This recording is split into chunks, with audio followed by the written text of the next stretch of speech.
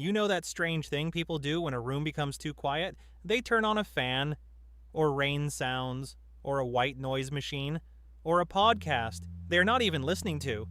They say they want peace. They say they want quiet. But the moment the room becomes truly silent, something in the body starts paying attention. The ceiling creaks, the refrigerator clicks, a car passes outside, then everything stops, and somehow the silence feels louder than the noise. That is the strange part. Silence should feel safe. Nothing is happening. No one is shouting. No alarm is ringing.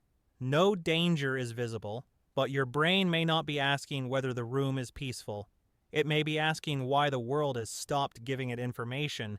For most of human history, night was not silent. It had insects, wind, water, fire, breathing, footsteps, branches moving in the dark, animals calling from places your eyes could not reach. Sound was not background. Sound was a map.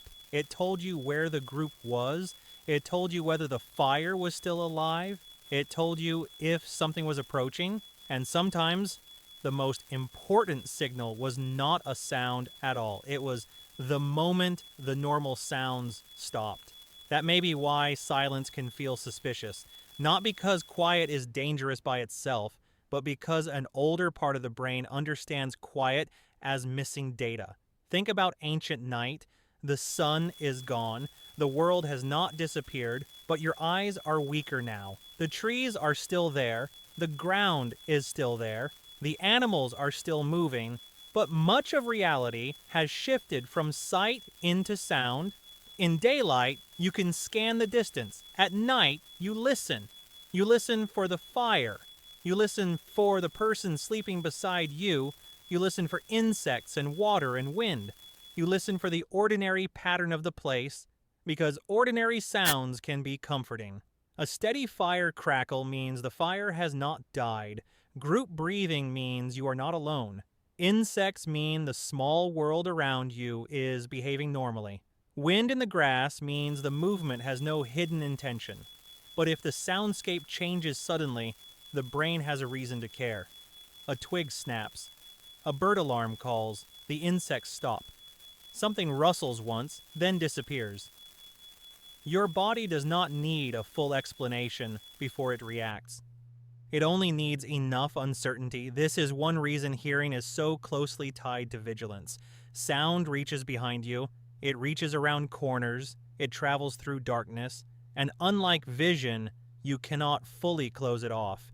Even during sleep, the brain does not become deaf. In a 2022 Nature Neuroscience study, researchers recorded human brain activity during sleep while playing sounds like clicks, tones, music, and words.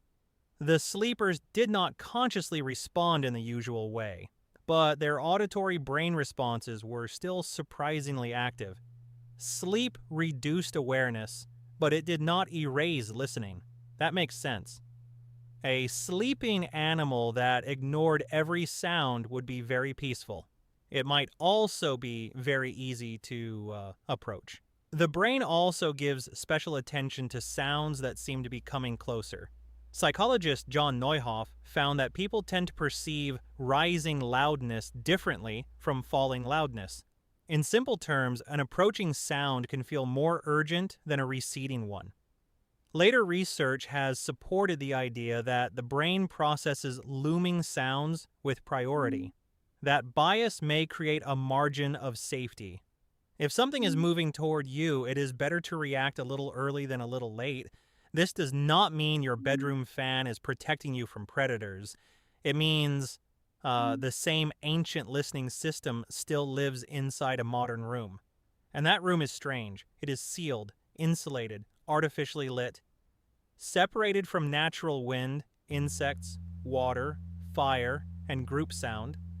The normal ancient soundscape has been removed, but random modern sounds remain. A pipe knocks inside the wall, a phone vibrates once, the air conditioner changes pitch, a neighbor drops something upstairs, a car door shuts outside. These sounds are not usually dangerous, but they are irregular. They appear from nowhere. They interrupt silence, and the old brain is very interested in interruptions. This is where white noise becomes interesting. A fan does not make the room silent. Rain sounds do not remove sound. A white noise machine does not create nothing. It creates something steady. And steady sound is easier for the brain to ignore. It covers tiny, unpredictable noises. It smooths the room. It gives the nervous system a harmless pattern that keeps saying, nothing has changed. Nothing is approaching. The world is still behaving normally. That does not mean white noise is a perfect sleep tool. Research on white noise, pink noise, and other auditory stimulation is mixed. Some studies find benefits for some people. Other work suggests broadband noise can affect sleep stages or may not help as much as people expect. So this is not medical advice, but psychologically, the habit makes sense. Many people are not trying to hear more. They are trying to stop listening so hard. The fan gives the brain permission to stop checking every tiny sound. The Rain app replaces random clicks with a stable world. The Quiet podcast gives lonely silence a human texture. The television glow may be bad for sleep, but the faint voices can still feel like company. Modern people often think comfort means removing all stimulation, but an ancient nervous system may prefer a different kind of comfort. Not silence, predictability. That is why a quiet room can feel colder than a noisy one. Not physically colder, but socially colder.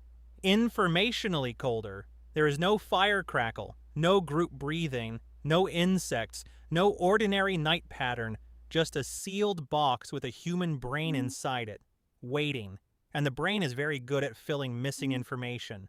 A shape becomes a face. A shadow becomes movement. A creak becomes a question. Silence becomes a space where imagination can work too freely. This is not a flaw. It is part of the same mind that helped humans survive. The mind that listened beyond firelight.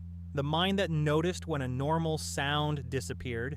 The mind that woke before the danger arrived. But today that old system lives in apartments, bedrooms, hotels, and quiet suburbs.